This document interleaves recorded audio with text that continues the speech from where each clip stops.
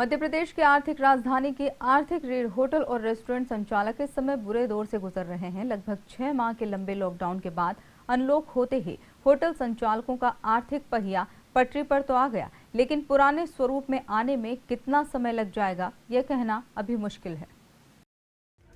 प्रदेश की आर्थिक राजधानी इंदौर के होटल और रेस्टोरेंट संचालकों ने सरकार द्वारा जारी की गई एडवाइजरी के मुताबिक व्यवस्थाएं तो पूर्ण रूप से जुटा ली हैं, लेकिन अभी भी ग्राहकों का इंतजार या सूने पड़े होटल कर रहे हैं। दरअसल अभी एक ही सप्ताह हुआ है जब अनलॉक होने के बाद होटल और रेस्टोरेंट संचालकों को भोजन परोसने और यहां ठहरने की व्यवस्था सरकार द्वारा जारी की गई एडवाइजरी के मुताबिक करने के जिला दंडाधिकारी ने आदेश दिए हैं, जिसके तहत पूरी तरह से होटल का स्टाफ लगा हुआ है। लेकिन 6 माह के लंबे लॉकडाउन के बाद भी ग्राहक होटल और रेस्टोरेंट की ओर रुख करता दिखाई नहीं दे रहा है।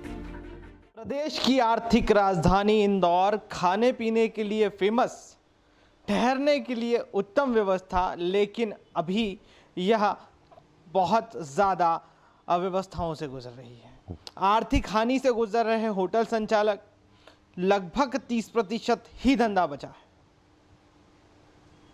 किस तरह से यह लोग आगे काम करेंगे, यह देखना होगा। चलिए अब आपको दिखाते हैं कि किस तरह से होटल और रेस्टोरेंट संचालकों ने सरकार द्वारा जारी की गई एडवाइजरी के पालन में व्यवस्थाएं ग्राहकों के आने से पहले जुटा ली हैं। फिर भी होटल संचालकों की उम्मीद बंधी हुई है कि जल्द ग्राहकों से दोबारा यह होटल भर जाएंगे। रेस्टोरेंट होटल के प्रवेश द्वार पर आगंतुक पंजिका, थर्मल स्कैनर, पल्स ऑक्सीमीटर एवं मास्क के साथ हेल्प डेस्क स्थापित की है। हेल्प डेस्क पर थर्मल स्कैनर व पल्स ऑक्सीमीटर से सभी लोगों की जांच की जा रही है तथा हाथ सैनिटाइजर कराने पर प्रवेश की अनुमति दी जा रही है।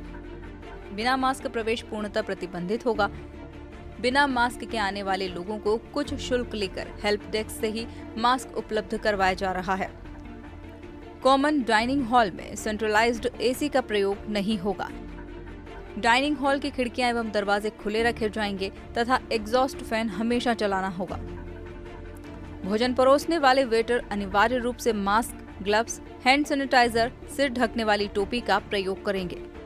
इस्तेमाल होने वाले सभी बर्तनों को पूरी तरह सैनिटाइज करना होगा। बर्तन धोने वाला पीपीई किट का प्रयोग करेगा। यूज्ड डिस्पोजेबल प्लेट, ग्लास, कटोरी को पूरी तरह नष्ट करना होगा। टॉयलेट एवं वॉशरूम में लिक्विड सोप एवं पानी की व्यवस्था अनिवार्य है। इंदौर शहर पूरे देश में अपने खान पान के लिए मशहूर है। वीकेंड्स छोड़िए, यहाँ सप्ताह के सभी दिनों में होटल और रेस्टोरेंट स्वाद के शौकीनों से भरे रहते थे, लेकिन संक्रमण काल के बाद हालात पूरी तरह से बदल गए हैं। स्वाद के शौकीनों से गुलजार रहने वाले यह रेस्टोरेंट अब वीरान पड़े हुए हैं। डीजीआना न्यूज़ की टीम होटल संचालकों तक पहुंची और जाना कि किस तरह का हाल है वर्तमान परिस्थिति में होटल संचालक और रेस्टोरेंट संचालकों को, क्योंकि इंदौर शहर लगभग हर कोई खाने पीने का शौकीन है और दूर दूर से यहां पर लोग पहुंचते हैं। लेकिन स्थिति यह है कि लगभग 35 करोड़ रुपए पर माह का यह जो है घाटा उठा रहा है संचालक। इस समय की बात करें तो बेहद बुरे हालात से गुजर रहे होटल संचालकों का कहना है कि आगामी स्थिति और दर्दनाक हो सकती है, लेकिन हम लोग तैयार हैं इस लड़ाई में आम जनता का साथ देने के लिए। इधर होटल और रेस्टोरेंट संचालकों ने अपने अभी पूरी तरह से उद्योग खोलना शुरू नहीं किए हैं। कई बड़े नामचीन होटल तो अभी टेक अवे की पॉलिसी के माध्यम से संचालन कर रहे हैं। वहीं कुछ होटल संचालकों ने होटल को दोबारा शुरू कर दिया है, लेकिन ग्राहकों का नामो निशान दिखाई नहीं दे रहा, जिसकी चिंता भी है और यह विश्वास भी कि जल्द ही यह वीरान पड़े होटल दोबारा गुलजार होंगे। सर, होटल की जो स्थिति है और रेस्टोरेंट की स्थिति है, आज की स्थिति को देखते हुए हम लोग अभी चालू करने की स्थिति में नहीं, फॉर द सेफ्टी रीजन के हिसाब से।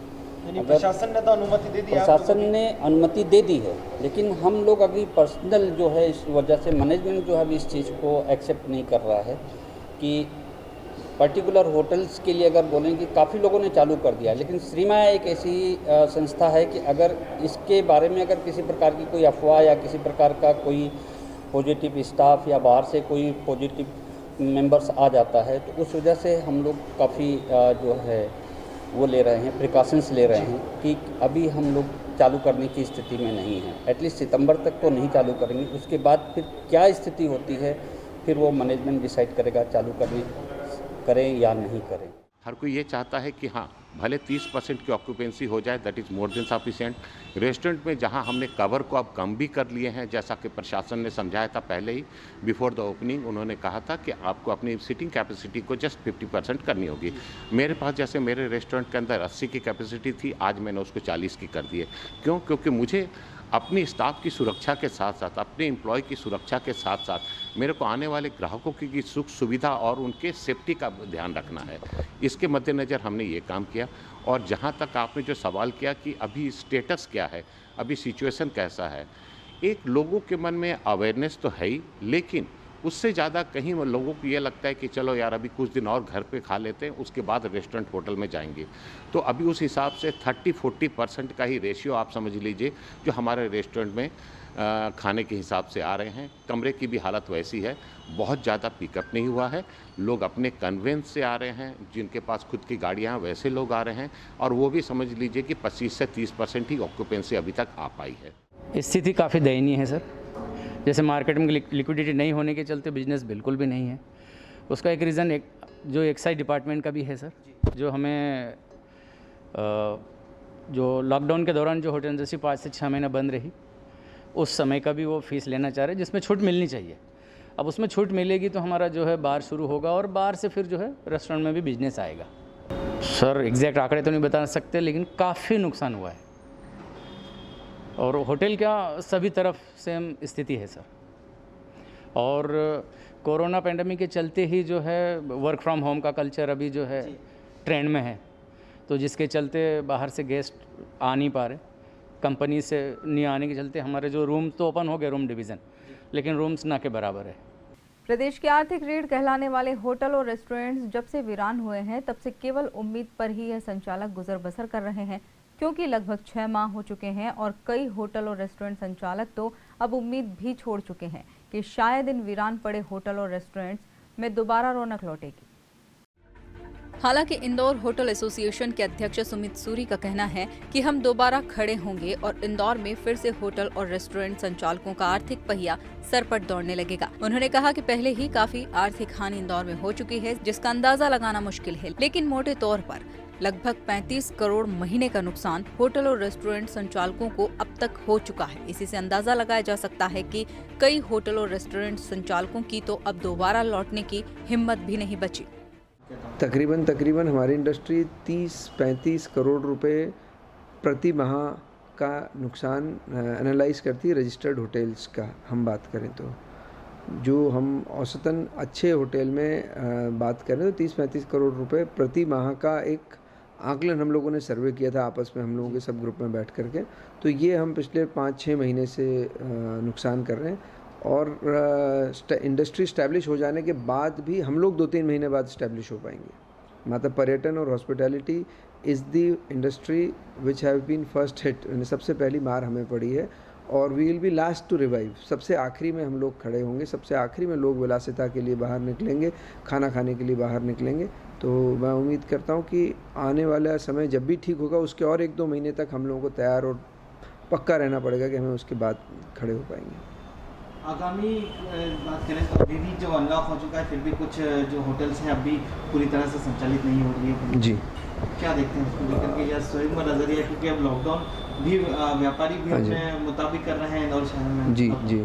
पर क्या होगा, कुछ जो कई ऐसे संस्थान तो रहेंगे जिन पर आर्थिक समस्याएं या बोझ, इंटरेस्ट, फाइनेंस की समस्या नहीं होगी। कई ऐसे यूनिट, कई ऐसे संस्थान होंगे जो शायद इस लॉकडाउन के बाद खुल ही ना पाएँ, ऐसे भी कुछ संस्थान होंगे। इधर कई दिनों तक होटल उद्योग बंद होने से इस उद्योग में काम करने वाले कुशल कारीगर पलायन कर चुके हैं, जिन्हें लौटाने के लिए भी बड़ी मशक्कत करनी पड़ रही है, क्योंकि कुछ ने तो अपना व्यापार ही बदल दिया और कुछ इंदौर आने के लिए तैयार ही नहीं है। जायज़ सी बात है कि हमारा स्टाफ जो बाहर चला गया था पलायन करके, उनको बुलाने में समस्या भी आ रही है, और उनके खुद के रोज़मर्रा के खर्चे भी बहुत ज़्यादा हैं। इंदौर की बात करूं तो 35 से 40 हज़ार एम्प्लॉयज़ हैं हमारी एसोसिएशन और हमारे होटल के मेंबर्स के साथ जुड़े हुए। तो करीब 30-35 हज़ार परिवार जुड़े हुए हैं। यही विचार और यही सारी चीज़ें सरकार से भी बताई गई हैं कि हमारी इंडस्ट्री को इस मान से देखा जाए कि एक होटल अकेला नहीं है, उसके साथ 100 परिवार, 200 परिवार जुड़े रहते हैं। तो इनको पलायन, इनको दोबारा बुलाना, इन सारी चीज़ों को ध्यान में रखते हुए सरकार हमारे लिए कोई ना कोई पॉलिसी, कोई रियायत बनाए, जो कि अभी तक नहीं आई है। आ जाने पे ये सब परिवारों का भी भला होगा और साथ ही साथ इस इंडस्ट्री का भी भला होगा, क्योंकि ये एकमात्र ऐसी इंडस्ट्री है जो कि रोज़गार उत्पन्न करती है बहुत ज़्यादा और उन लोगों को रोज़गार देती है जो बहुत कम पढ़े लिखे रहते हैं। शहर में कई बड़ी होटल्स हैं, बड़ी रेस्टोरेंट्स हैं, लेकिन लोगों का भीड़ जो है उमड़ पड़ रही है चाट चौपाटियों की तरफ, जिसके कारण संक्रमण तेजी से बढ़ रहा है। हमने आज की खास रिपोर्ट में सबसे ज़्यादा फोकस किया है उन रेस्टोरेंट और होटल संचालकों के पक्ष में जहां पर वह पहुंचते हैं और वहां पर पूरी सेफ्टी के साथ में, व्यवस्था के साथ में आम जनता के लिए पलके बिछाकर वह इंतज़ार कर रहे हैं, लेकिन आम जनता का रुख जो है अब भी उस ओर नहीं है। बात करें इंदौर शहर के होटल संचालक की और रेस्टोरेंट संचालकों की, तो साफ तौर पर देखने में आया है कि काफ़ी बुरी परिस्थितियों से गुजर रहे इन संचालकों के हौसले आज भी बुलंद हैं। सरकार की गाइडलाइन का पूरी तरह से पालन किया जा रहा है, लेकिन फिर भी 30% ही होटल्स और रेस्टोरेंट भर पा रहे हैं। आगामी देखना होगा कि आम जनता इस जो कोरोना संक्रमण काल है इसको किस तरह से लेती है और इन जो आर्थिक व्यवस्था का जो चक्का है किस तरह से पटरी पर आता है। इंदौर से डीजीआना न्यूज़ के लिए मोहम्मद अली के साथ पलाश राठौर।